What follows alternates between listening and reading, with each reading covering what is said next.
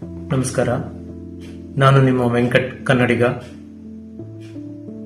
ಬೆಂಗಳೂರಿನ KR ಪುರಂ ನಗರದಲ್ಲಿ 3 ಜನರ ದುರ್ಮರಣ ಆಗಿದೆ. ಸ್ವಂತ ಮಗಳೇ ತಂದೆ, ತಾಯಿ ಮತ್ತು ತಂಗಿಯನ್ನ ಹತ್ಯೆ ಮಾಡಿ ಪ್ರಿಯಕರನ ಜೊತೆ ಓಡೋಗಿದ್ದಾಳೆ.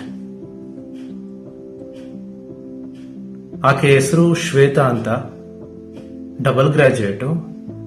ತಂದೆ ತಾಯಿ ಮಾತು ಕೇಳದೆ PG ಇರ್ತೀನಿ ಅಂತ ಹೋಗಿ ಕೇತನ್ ಅನ್ನೋನ್ ಜೊತೆ ಲಿವ್ ಇನ್ ರಿಲೇಶನ್ಶಿಪ್ ಅಲ್ಲಿ ಇದ್ಲು.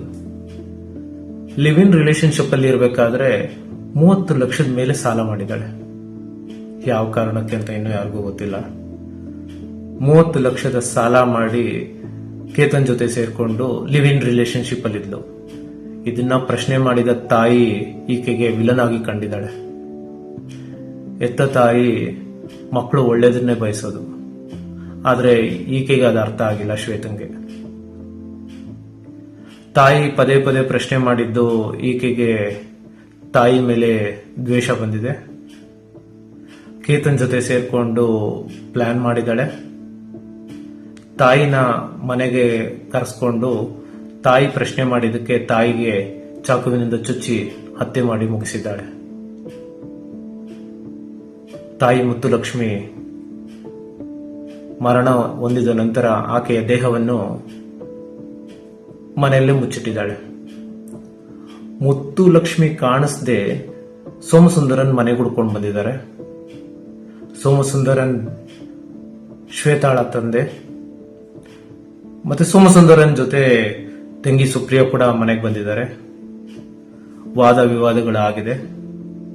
ಕೇತನ್ನ ಮನೆಗೆ ಕರೆಸ್ಕೊಂಡಿರೋ ಈಕೆ ಕೇತನ್ ಜೊತೆ ಸೇರ್ಕೊಂಡು ತಂದೆ ಸೋಮಸುಂದರನ್ನ, ತಂಗಿ ಸುಪ್ರಿಯಳನ್ನ ಕೊಲೆ ಮಾಡಿ ಮುಗಿಸಿದಾಳೆ.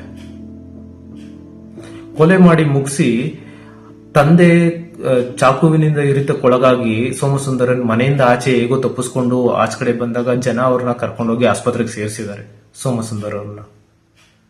ಸೋಮಸುಂದರನ್ ಆಸ್ಪತ್ರೆಯಲ್ಲಿ ದಾಖಲಾಗಿ ನಡೆದ ಘಟನೆ ಬಗ್ಗೆ ವಿವರವಾದ ಹೇಳಿಕೆನ ಪೊಲೀಸ್ ಅವರಿಗೆ ಕೊಟ್ಟಿದ್ದಾರೆ. ಮಗಳ ಈ ದುಷ್ಕೃತ್ಯದಿಂದ ತಂದೆ, ತಾಯಿ, ತಂಗಿ 3 ಜನ ದುರ್ಮರಣಕ್ಕೀಡಾಗಿದ್ದಾರೆ. ಈಕೆ ಕೊಲೆ ಮಾಡದ್ಮೇಲೆ ತನ್ನದೇ ಮನೆಯಿಂದ ಇಳಿದು ಕೆಳಗಡೆ ಬಂದಿಲ್ಲ. ಪಕ್ಕದ ಅಪಾರ್ಟ್ಮೆಂಟ್ಗೆ ಅವಳ ಪ್ರಿಯಕರನ ಜೊತೆ ಸೇರ್ಕೊಂಡು ಪಕ್ಕದ ಅಪಾರ್ಟ್ಮೆಂಟ್ಗೆ ಜಂಪ್ ಮಾಡಿ ಅಲ್ಲಿ ಹೋಗಿ ಅಲ್ಲಿಂದ ಇಳ್ಕೊಂಡು ಎಸ್ಕೇಪ್ ಆಗಿದ್ದಾಳೆ.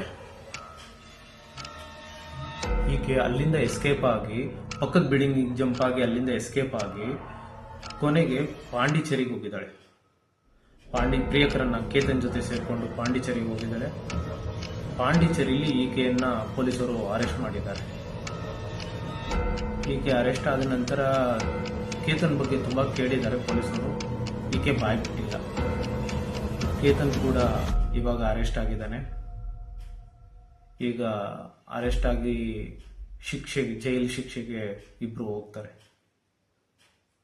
ಎಲ್ಲಿಗೆ ಹೋಗ್ತಾ ಇದೆ ನಮ್ಮ ಯೂತ್ಸು? ಅವರ ಮೈಂಡ್ ಸೆಟ್ ಎಷ್ಟು ಸ್ಪೀಡ್ ಆಗಿ ಹೋಗ್ತಾ ಇದೆ.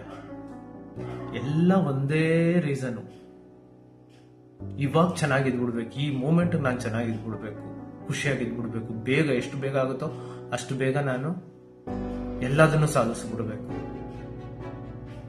ಎಲ್ಲಾ ಸುಖಗಳನ್ನು ಆದಷ್ಟು ಬೇಗ ನಾನು ನೋಡ್ಬಿಡ್ಬೇಕು, ನಾಳೆ ಸತ್ತೋಗ್ತೀನಿ ಅನ್ನೋ ತರ. ಅದಕ್ಕೋಸ್ಕರ ಚಿಕ್ಕ ಚಿಕ್ಕ ಕೆಟ್ಟ ಮಾರ್ಗಗಳನ್ನ ಹುಡ್ಕೊಳ್ಳೋದು.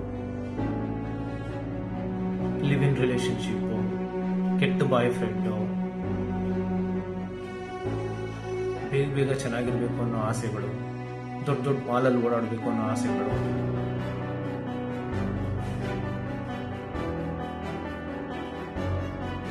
ಅಸಹ್ಯ ಅನ್ಸುತ್ತೆ ಈ ಮನಸ್ಥಿತಿಯ ಯುವ ಜನರನ್ನ ನೋಡಿದ್ರೆ, ಈ ಕೆಟ್ಟ ಮನಸ್ಥಿತಿಯ ಯುವ ಜನರನ್ನ ನೋಡಿದ್ರೆ ಅಸಹ್ಯ ಅನ್ಸುತ್ತೆ. ನಮ್ಮ ಕಣ್ಮುಂದೆನೆ ನಡೀತಾ ಇದ್ರು ನಾವು ಪ್ರಶ್ನೆ ಮಾಡಕ್ಕಾಗದೇ ಇರೋ ಸ್ಥಿತಿ.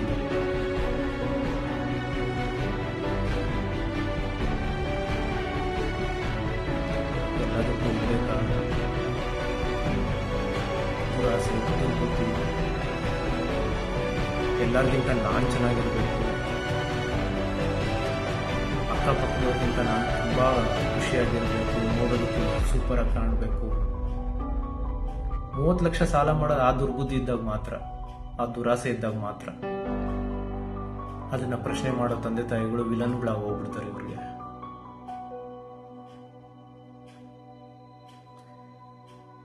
ಈಕೆಯ ದುರ್ಬುದ್ಧಿಯ ದುಷ್ಕೃತ್ಯದಿಂದ ತಂದೆ, ತಾಯಿ, ತಂಗಿ ಭೂಲೋಕವನ್ನು ತ್ಯಜಿಸಿದ್ದಾರೆ. ಅವರ ಆತ್ಮಕ್ಕೆ ಶಾಂತಿ ಸಿಗಲಿ.